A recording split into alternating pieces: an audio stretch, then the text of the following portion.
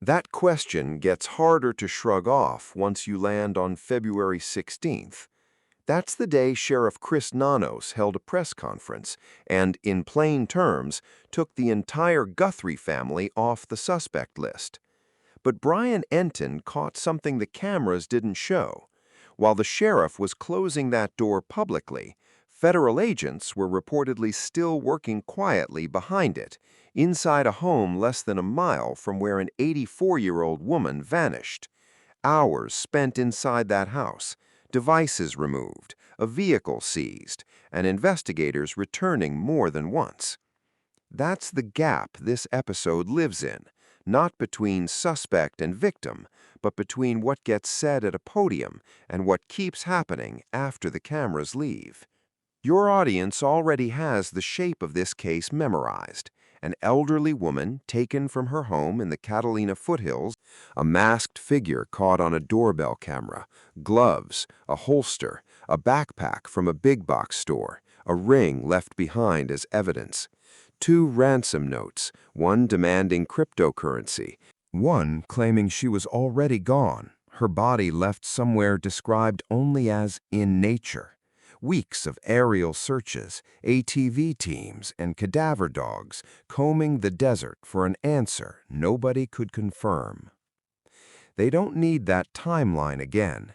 What they haven't heard, not laid out cleanly, not in one sequence, is how the friction between one unaccused man, one journalist tracking the discrepancies, a retired federal agent, and an active FBI team says more about where this investigation actually stands than any statement made at a press conference. Before going further, the line between confirmed and alleged has to hold. Nancy Guthrie disappeared from a Catalina foothills home outside Tucson in late January at 84 years old. Doorbell footage, since picked up by national outlets, shows a masked figure at her door, gloved, apparently armed with a holstered weapon, carrying what's been identified as an ordinary big box store backpack. A ring belonging to her later surfaced as a piece of physical evidence. Ransom messages followed, sent to both a Tucson station and a national network. The first sought a large Bitcoin payment. The second, arriving afterward, claimed she'd died soon after being taken and that her remains had been left somewhere rural, described in the note itself as buried in nature. Search crews moved into the desert soon after, helicopters, all-terrain units, cadaver dogs, and volunteers combing the terrain for weeks. That's the confirmed record. Everything past this point, every name, every theory, every reported detail of the investigation has to be measured against that record, not stacked on top of it as if already settled. That caution matters here more than usual, because one name surfaces again and again in the reporting on this case, a man who, to date, has never been charged with anything. Ask most people watching this case what they think of Tommaso, and you'll get one of 2 answers. Either he's the one they cleared, or he's the one they never stopped looking at. Both answers are floating around out there right now. And the uncomfortable truth is that both are technically correct, which is exactly why this part of the case is worth slowing down on. He's Nancy Guthrie's son-in-law. He shared a meal with her the night she vanished and drove her home afterward, which puts him, purely as a matter of timeline, in the position of last confirmed contact. That position alone doesn't carry weight. Kofundifer, who spent years on the inside of federal investigations, has pointed out that almost every case like this produces a person in exactly that spot, and almost every time that person turns out to have nothing to do with what happened next. It's a location in a timeline, not a verdict. But a location in a timeline is enough to justify a hard look. That's not bias, that's procedure. What makes this case different is the size of that look and how loudly it clashed with what the public was being told at the same time. On February 16th, Sheriff Chris Manos stood in front of the cameras and delivered something that sounded, on its face, like closure. He said it plainly. Savannah, Annie, Tommaso, the entire Guthrie family had been ruled out as suspects. Victims, not suspects. He pushed back on the online pile-on, and he even said out loud that he thought some of what people were saying about Tommaso online was cruel and unearned. For a lot of people watching, that landed as reassurance. It sounded like a sheriff closing a door. Here's the problem your viewers need to sit with. That statement didn't match the scale of what federal investigators were reportedly doing at the exact same time, a few miles away, inside that same family's home. Because while Nanos was telling cameras the family was cleared, agents had already spent hours inside Tommaso's house doing something you don't do to someone you're comfortable ruling out. Multiple outlets have reported a full forensic extraction of his phone, not just the visible data, but the deleted messages, the wiped logs, the material sitting inside encrypted apps. The kind of extraction that doesn't ask a phone what it wants to show you, it takes everything. That first visit reportedly lasted close to 4 hours. Agents came back again roughly a week later. This time they took computers. They took his car, not to photograph it in the driveway, but to move it, take it apart, and hold on to it for testing that reportedly stretched past 2 months.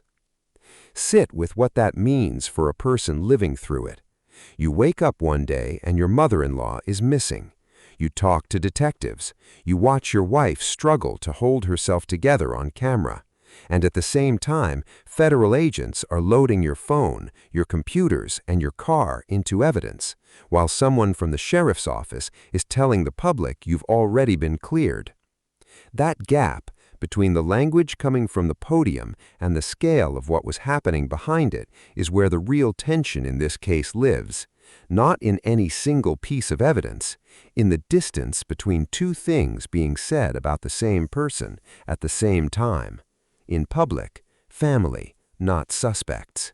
In practice, if the scale of the forensic work is any indication, a level of scrutiny that suggests investigators hadn't yet reached a point where they can rule someone out entirely.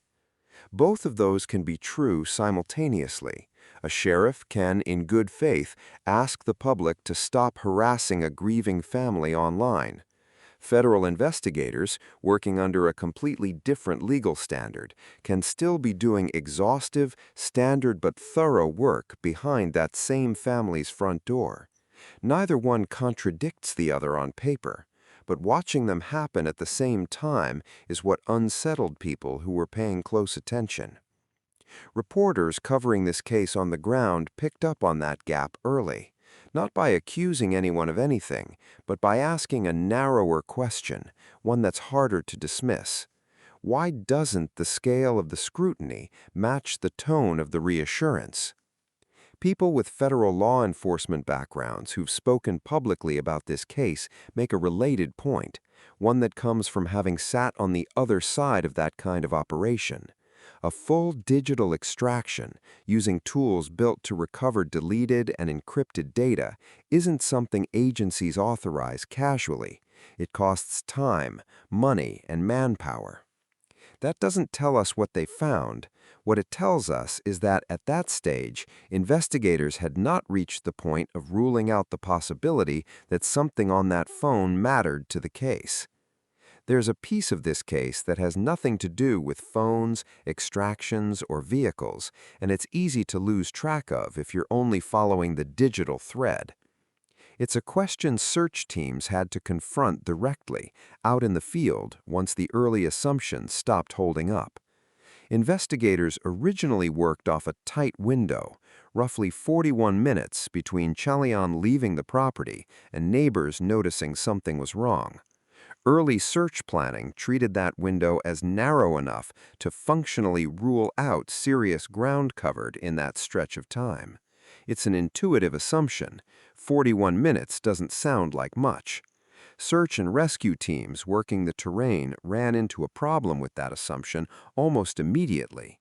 On foot, 41 minutes is nothing, but this is Arizona desert country, crossed by roads locals know and outsiders don't.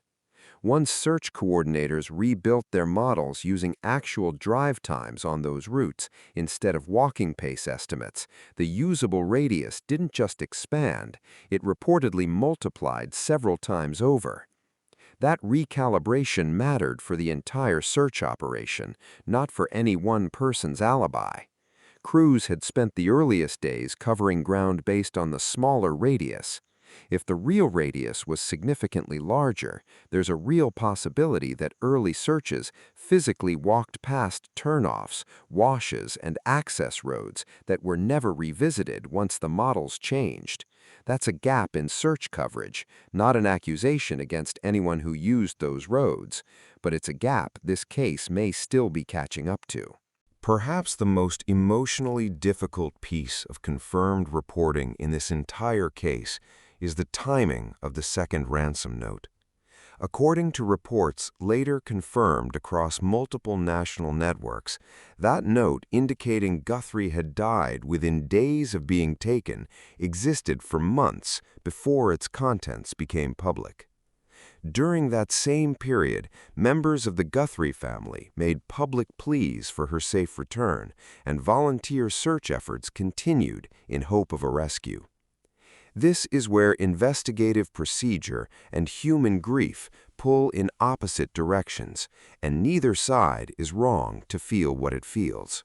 From an investigative standpoint, withholding specific details from a ransom note is a well-established, defensible technique. A detail known only by the person who wrote it can later separate a genuine confession from a false one. It can be used to test the credibility of tips and interviews without tipping off anyone who might exploit that knowledge.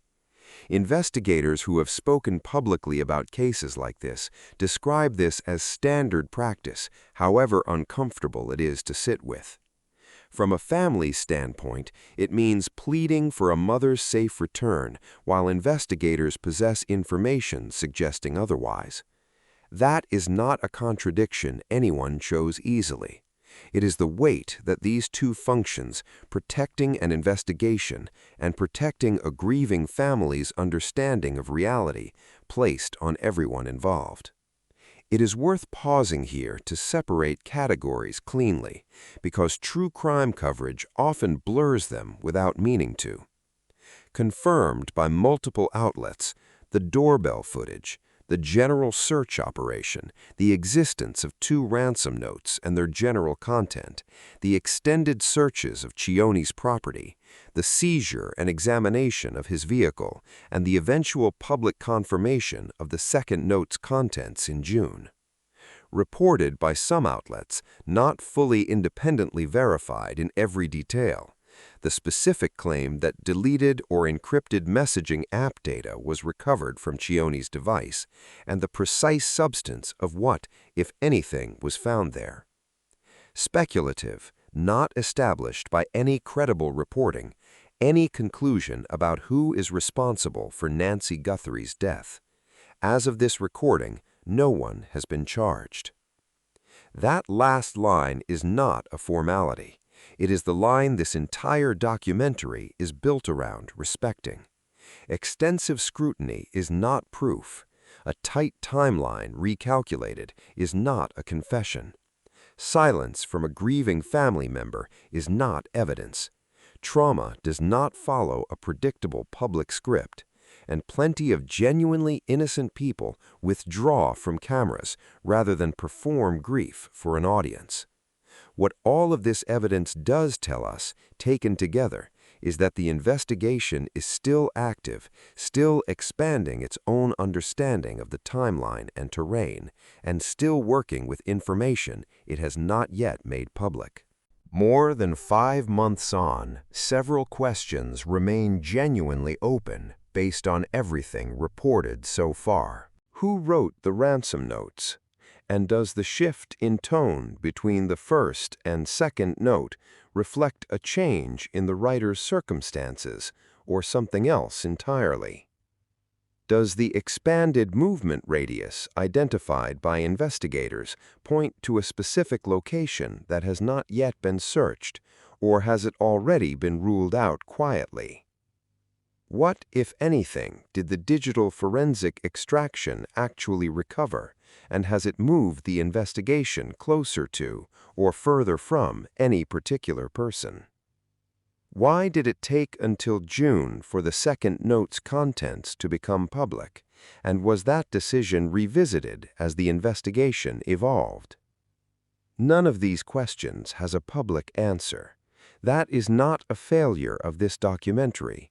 It is the honest state of an investigation that, by every available account, is still working. Somewhere in Arizona, there is very likely a specific location that matches the phrase written in that second note. Somewhere there is a chain of digital records, calls, logs, cell tower pings, deleted fragments that investigators have already pulled into evidence and are still working to connect. And somewhere there is a family that continues to live inside the space between what they were told publicly and what was happening privately. A space this documentary has tried to describe honestly rather than fill with certainty it does not have. Nancy Guthrie was a person before she became a case file, a mother, a grandmother, someone with ordinary routines that were violently interrupted. The investigation into what happened to her is still open. The most responsible thing this documentary can do is what investigators themselves are still doing: separating what is known from what is suspected and refusing to close that gap before the evidence does. For now, the questions outnumber the answers. That is where this case stands.